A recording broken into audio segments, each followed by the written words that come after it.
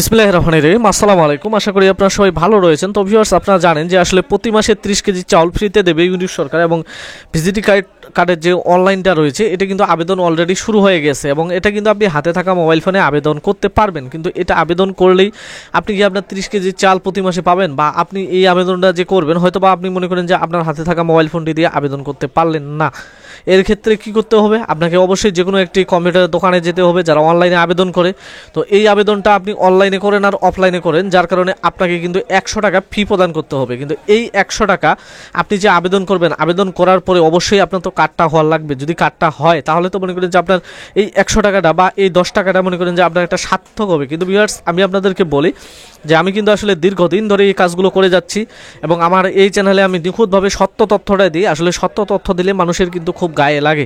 তো ভিউয়ার্স, সেই হিসেবে আমি আপনাদেরকে বলি যে আসলে আবেদন করলে বা আপনি বুঝে না বুঝে যদি আবেদন যদি করেন, আপনার টাকাটা আসলে কি জলে যাবে, নাকি আপনি আসলে প্রতি মাসে 30 কেজি চাল পাবেন। তো ভিউয়ার্স, তার আগে আমি আপনাদেরকে লিঙ্কটা দিয়ে দিই যে আপনি শুধু জাস্ট আপনার যে কোনো একটা মোবাইলের ব্রাউজারে গিয়েও আপনি কিন্তু যদি ভিজিডি লিখে আপনি যদি সার্চ করেন, তো সর্বপ্রথম এটি কিন্তু এসইও করা রয়েছে ওয়েবসাইটটি VWB, এই লেখাটি কিন্তু চলে আসবে। তো এখানে আপনি যদি ক্লিক করেন তাহলে কিন্তু অবশ্যই আপনার ভিজিডির যে ওয়েবসাইটটি রয়েছে এটি কিন্তু চালু হবে, এবং এখানে পরবর্তীতে যেই সবুজ আইকন রয়েছে এখানে আপনি কিন্তু আবেদনটা করতে পারবেন। কিন্তু বর্তমানে এখন আবেদন হচ্ছে না, এই কারণে যে সার্ভারের আসলে প্রচণ্ড প্রকারের হ্যাসেল রয়েছে। তো হ্যাসেলের কারণে কিন্তু আপাতত আবেদন করতে সমস্যা হচ্ছে। তবে এই হ্যাসেলটা কিন্তু অল্প কিছুক্ষণের মধ্যে বা অল্প কয়েকদিনের মধ্যে হ্যাসেল বন্ধ হয়ে যাবে, আপনি নিখুঁতভাবে আবেদন করতে পারবেন। কিন্তু আসলে আবেদন করার পরে আপনাকে কি কাজ করতে হবে, আসলে আবেদন করার পরেই কিন্তু আপনি এই 30 কেজি চাউল আপনার পাওয়ার সম্ভাবনা খুবই কম। কারণ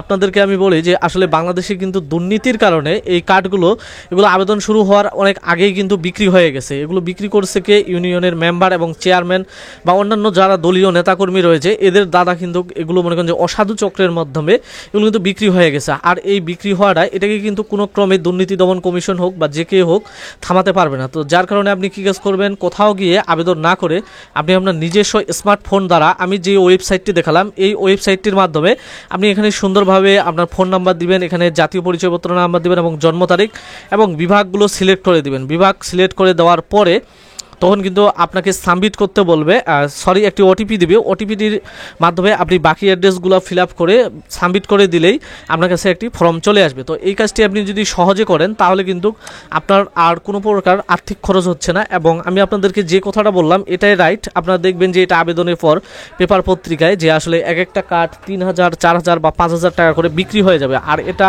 বিক্রি হবে আপনাদের জন্যই, কারণ আপনারা সবাই অনেক পাড়াহুড়া করবেন যে আসলে কার হবে ভিজিটি কার্ডটা, কার হবে না, কার লাগবে।